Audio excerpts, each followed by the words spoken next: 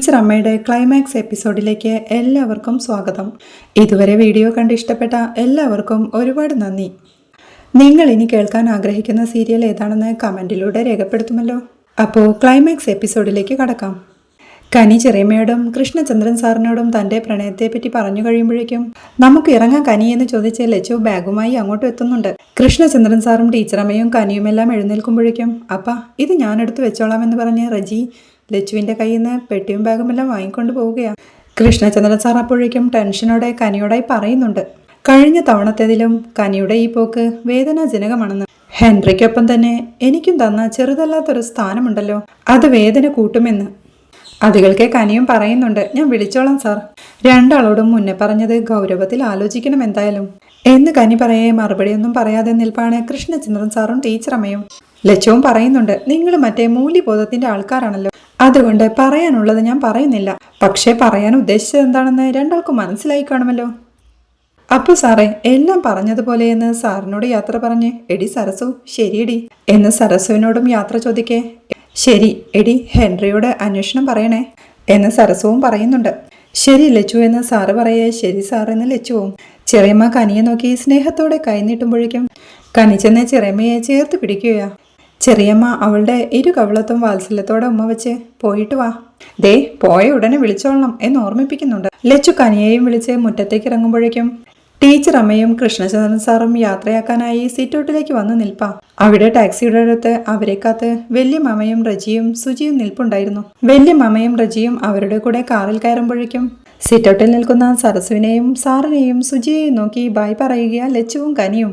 അപ്പോഴാണ് ശിവരാമേട്ടൻ പറയുന്നത്, ലച്ചുവിനെ വിട്ടിട്ട് റജി ഇങ്ങ് വരും കേട്ടോ സരസു എന്ന്. സാറിനും വയ്യാത്തതല്ലേ, എന്തേലും കാര്യമുണ്ടെങ്കിൽ കുഞ്ഞിയും കനിയും ഒന്നും ഇല്ലല്ലോ എന്ന് ശിവരാമേട്ടൻ പറയേ ശരി ഏട്ടാ എന്ന് സരസുവും സമ്മതിക്കുക.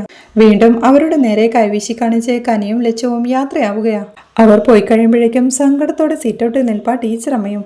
പിന്നീട് രാത്രിയാവുമ്പോൾ ടീച്ചറമ്മയ്ക്ക് കല്ലുവിന്റെ കോൾ വരികയാ. ഹലോ അമ്മാമ്മ എന്ന് കല്ല് വിളിക്കെ പറയിടിയെന്ന് അമ്മാമ്മയും. ആരാ ഈ ലൂക്ക ഉള്ളത് പറഞ്ഞേ എന്ന് കല്ല് ചോദിക്കേ ഏത് ലൂക്ക എന്ന് അമ്മാമ്മയും. അമ്മാമ്മയ്ക്ക് അറിയാലോ, ആളൊരു ഫോട്ടോഗ്രാഫറാണ്, ഇറ്റലിക്കാരൻ, കനിക്കുഞ്ഞിയുടെ കോ ട്രാവലർ. സോഷ്യൽ മീഡിയ ഐഡിയ ഒക്കെ ഞാൻ തൂക്കിയിട്ടുണ്ടെന്ന് കല്ല് പറയേ എന്റെ ഷെർലക് ഹോംസ് കല്ലു, നീ ഇതൊക്കെ എങ്ങനെ അറിയുന്നു കുഞ്ഞെ? ഹോ നിന്റെ ബുദ്ധി റോക്കറ്റ് തന്നെയെന്ന് അമ്മാമ്മയും. ആ വെറും റോക്കറ്റ് അല്ല, സ്പേസ് എക്സിന്റെ സ്റ്റാർഷിപ്പ് പോലെ ഏറ്റവും അഡ്വാൻസ്ഡ്.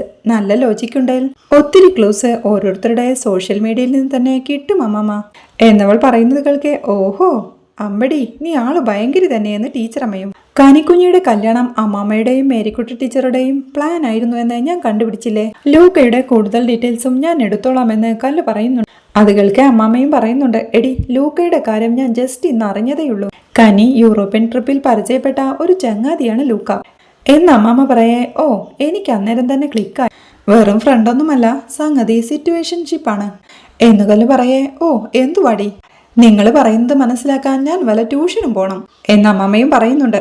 കല്ലുവും ഒരു ചിരിയോടെ സിറ്റുവേഷൻഷിപ്പ് എന്ന് പറഞ്ഞാലേ ഫ്രണ്ട്ഷിപ്പ് പ്ലസ് റൊമാൻസ് മിക്സ് എന്നവൾ പറയേ ഈ പ്രേമത്തിനപ്പുറമുള്ള എന്തോ ബോണ്ടിങ് എന്നാ കനി പറഞ്ഞത് എന്ന് അമ്മാമ്മയും.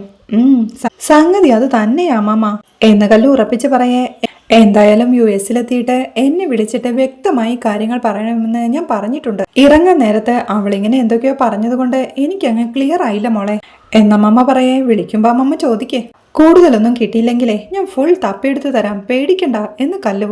അമ്പടി എന്ന് ചിരിയോടെ അമ്മമ്മ പറയേ അമ്മമ്മേ വെക്കേഷൻ ആയതുകൊണ്ട് നാളെ എൻ്റെ 2 ഫ്രണ്ട്സ് വീട്ടിൽ വരുന്നുണ്ട്, അമ്മമ്മയെ അവർക്ക് പരിചയപ്പെടണമെന്ന് പറഞ്ഞിട്ടുണ്ടെന്ന് കല്ല് പറയേ. അതെന്തായിന്ന് അമ്മമ്മയും.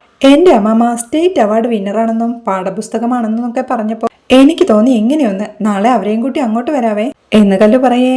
അത് സമ്മതിച്ച് വരുമ്പോ കാവിക്കുഞ്ഞിനെ കൂടി കൂട്ടണേ എന്ന് അമ്മാമ്മ ഓർമ്മിപ്പിക്കുന്നുണ്ട്. അവളെ കൂട്ടണ്ട, അവളാവും ആദ്യം ഇറങ്ങാം. അപ്പൊ നാളെ കാണാം അമ്മാമ്മയെന്ന് കല്ല് പറയേ. ശരി മോളെ നാളെ കാണാട്ടോ എന്ന് പറഞ്ഞ അമ്മാമ്മയും കോൾ വെക്കുകയാ. പിന്നീട് പിറ്റേ ദിവസം ടീച്ചറമ്മ മുറ്റത്ത് ചെടിയും നോക്കി നിൽക്കുമ്പോഴാണ് അമ്മാമ്മയെന്ന് വിളിച്ചുകൊണ്ട് കല്ലുവും കാവ്യയും കല്ലുവിന്റെ ഫ്രണ്ട്സും അങ്ങോട്ടെത്തുന്നത്.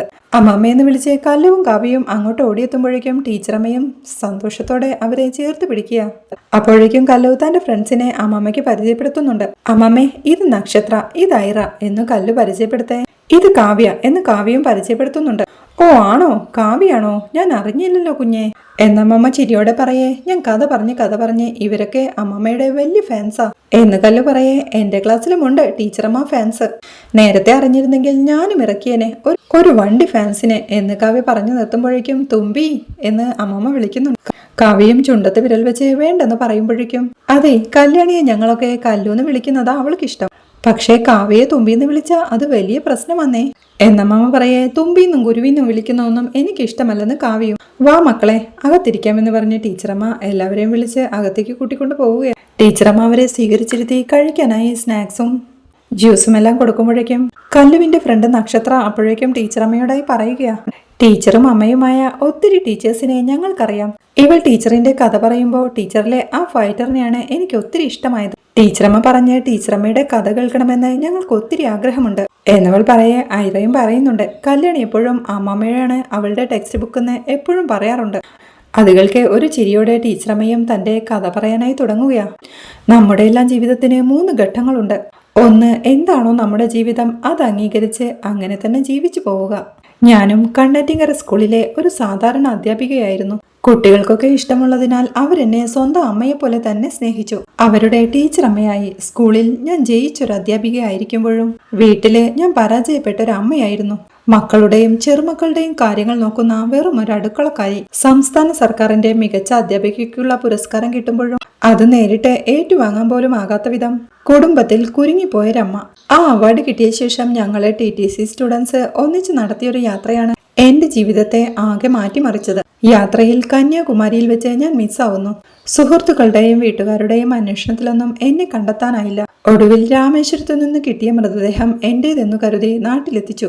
നാടിന്റെ ഹൃദയത്തിൽ തൊട്ട യാത്രയയപ്പ്. തുടർന്ന് എന്റെ ജോലിയിൽ എന്റെ ഇളയ മകൾ വീണ പ്രവേശിച്ചു. എന്റെ ഇൻഷുറൻസ് തുകയൊക്കെ കൈപ്പറ്റി എന്റെ മക്കൾ ജീവിതത്തിൽ മുന്നോട്ടു പോയി. എന്റെ 1ാം ഓർമ്മ ദിനത്തിലാണ് ഞാൻ നാട്ടിൽ മടങ്ങിയെത്തുന്നത്. എന്റെ തന്നെ അനുസ്മരണത്തിന് ഞാൻ സാക്ഷിയായി. വീട്ടിലെത്തിയപ്പോ സന്തോഷിക്കുമെന്ന് കരുതിയ മക്കള് ഞാൻ കാരണം അങ്കലാപ്പിലായി. രേഖകളിൽ മരിച്ച എന്നെ മേലെ നിലയിലെ അടഞ്ഞ മുറിയിലാക്കി. നീണ്ട ഒളിവുകാലം. പിന്നെ എന്റെ കല്ലൂസാണ് ഞാൻ ആ മുറിയിലുണ്ടെന്ന് കണ്ടെത്തിയത് എന്നമ്മ സന്തോഷത്തോടെ പറയേ. അതാ ഡിറ്റക്റ്റീവ് എക്സ് എന്ന് ചിരിയോടെ കല്ലുവും പറയുന്നുണ്ട്. വെറുതെ പോസടിച്ച് കഥയുടെ ഫ്ലോ കളയലെ ചേച്ചി എന്ന് കാവ്യയും പറയുക. ടീച്ചറമ്മ വീണ്ടും കഥ തുടരുകയാ. ഇളയ മകളുടെ വിവാഹത്തിന് പോലും എനിക്ക് പോവാൻ കഴിഞ്ഞില്ല. അപ്പോഴും അതെനിക്ക് ലൈവായി കാണാൻ വഴിയൊരുക്കിയത് എന്റെ കല്ലൂസാ. വീണയുടെ വിവാഹത്തിനു ശേഷം എല്ലാവരും കൂടി മണാലിക്ക് ടൂർ പോയ ദിവസങ്ങളിലാണ് ഞാനും കനിയും കേശുവും കൂടി ശരിക്കും സ്വാതന്ത്ര്യം ആഘോഷിച്ചത്. ജീവിതം ആഘോഷിക്കാൻ കൂടിയുള്ളതാണെന്ന് എനിക്ക് ബോധ്യമായ നാളുകൾ. അന്നേരമാണ് എന്റെ ട്വിൻ സിസ്റ്റർ ലക്ഷ്മി നാട്ടിലേക്ക് വരുന്നത്. ഒരു ആയുർവേദ ട്രീറ്റ്മെന്റിന് വന്ന അവള് ഞാൻ ഇവിടെ ഒളിവിലുണ്ടെന്ന് കണ്ടുപിടിച്ചു. മക്കളെ ശകാരിച്ചും ആരോടും പറയരുതെന്ന എന്റെ കരച്ചിലും കാരണമാ അവള് മടങ്ങിയത്. പക്ഷേ ശിവരാമേട്ടൻ എന്നെ കണ്ടെത്തി.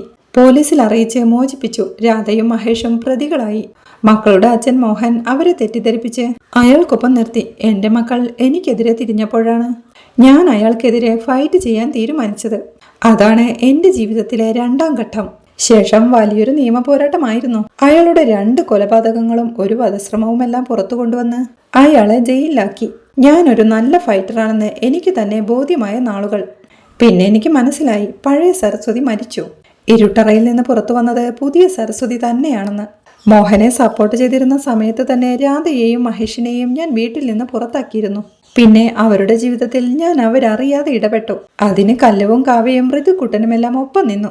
മഹേഷും രാധയും വല്ലാതെ മാറി. ജീവിതത്തിൽ അവർ ജയിച്ചു കയറി. അതായിരുന്നു എനിക്ക് സ്റ്റേറ്റ് നൽകിയ അവാർഡിനേക്കാൾ സന്തോഷമുണ്ടാക്കിയത്. ജയിച്ച ടീച്ചറെങ്കിലും പരാജയപ്പെട്ട എന്നിലെ അമ്മ എന്ന ചീത്തപ്പേര് അങ്ങനെ പോയി. അതാണ് എന്റെ ജീവിതത്തിലെ 3ാം ഘട്ടം.